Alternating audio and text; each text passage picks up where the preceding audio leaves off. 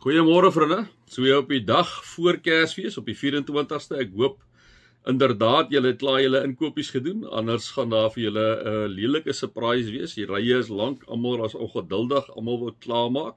So ek hoop julle het lekker klaar julle inkopies gedoen en dat julle nou al rustig by die huis kan wees. So mag dit vir julle sommer net 'n wonderlike dag wees. Julle uitnooi na môre se erediens by ons in NG Kerk in Milnerton Sonnekus gemeente 9:00 die oggend. Baie welkom om dit by te woon. Dit is altyd 'n lekker om sommer so as familie en 'n gesin saam te wees op so 'n dag. Kom ons raak net so vir 'n wyle stil.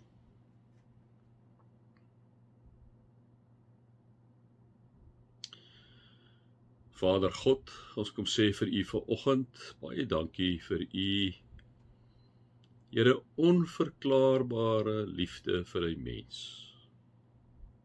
Sondige mens, ons almal.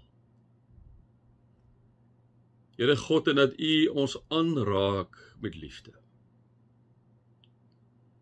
Dat u uself stuur in mense se gestalte, Here, om onder ons te kom woon as 'n babatjie gebore te word. Here, onverklaarbaar, onverstaanbaar vir ons. En ons sien so baie gelowe in hierdie tyd probeer dit juis afmaak, dat dit is nie moontlik nie.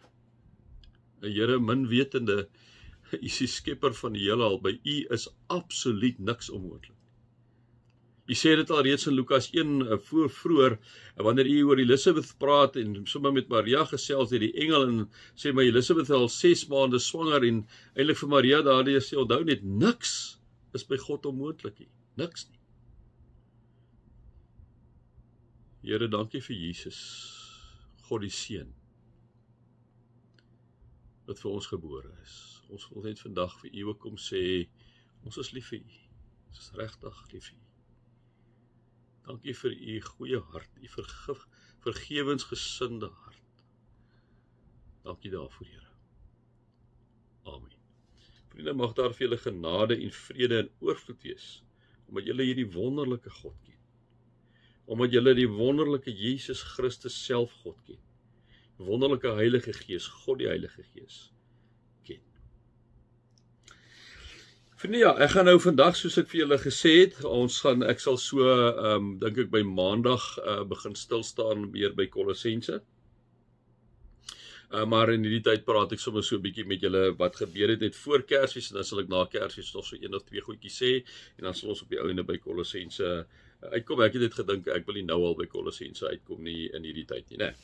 So, ek het gister met julle gedeel die loflied van Maria, en vandag inderdaad die loflied van Sagaria. Nou, Sagaria sien ons, hy het nie so lekker geglo dat Elisabeth sy vroue kindjie sal hê nie, toe word hy met stom uitgeslaan, hè, en dan sien ons, maar is niks waar nie, en dan sien ons hierso in vers 64, eintlik hier vers 63, vra die mense vir hom, wat moet die kindjie genoem word, dan kan hy nog nie praat nie, dan skryf hy op 'n bordjie Johannes, en dan, nadat hy dit gedoen het, tjoep, dan kan hy weer praat, né? Daar kan hy net begin praat, en sy het sy spraak teruggekry, het begin praat, en hy het God geprys, né? En almal wat rondom hom gewoon het, was absoluut met ontzag vervul oor alles wat gebeur het. En ook het gevra, maar wat gaan van hierdie kindjie word van Johannes? En dan sien ons die volgende in vers 67. Sagaria, die kindjie se pa, dit is nou Johannes, is met die Heilige Gees vervul, en hy het as profeet gesê, lofwaardig is die Here, die God van Israel, want hy het sy volk in genade opgesoek en vir hulle verlossing bewerk. 'n sterk verlosser het hy vir ons laat opstaan uit die huis van sy dienaar Dawid.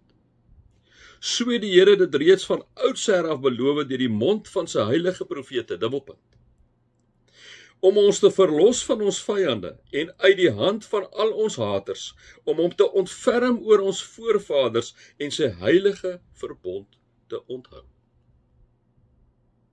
Met 'n eed het hy dit bevestig aan ons voorvader Abraham, dat hy sou gee dat ons, gered uit die hand van ons vyande, hom onbevrees kan dien in vroomheid en opregtheid al die dae van ons lewe. En jy kindjie, dis nou Johannes, en jy kindjie, 'n profeet van die Allerhoogste sal jy genoem word, want jy sal voor die Here uitgaan om sy gepad gereed te maak, om kennis van verlossing aan sy volk mee te deel, dubbelpunt, Hoe lyk hierdie kennis van verlossing? Verlossing deur vergifnis van hulle sondes, danksy die genadige ontferming van ons God. Soos die môreson sal opgaan en uit die hoogte op ons afstraal om lig te bring aan die wat in duisternis en in die skaduwee van die dood lewe, om ons voetstappe te rig op die pad van vrede. Die kindjie het opgegroei en sterk geword deur die Gees en het in die woestyn gebly tot op die dag van sy openbare verskyning in Israel.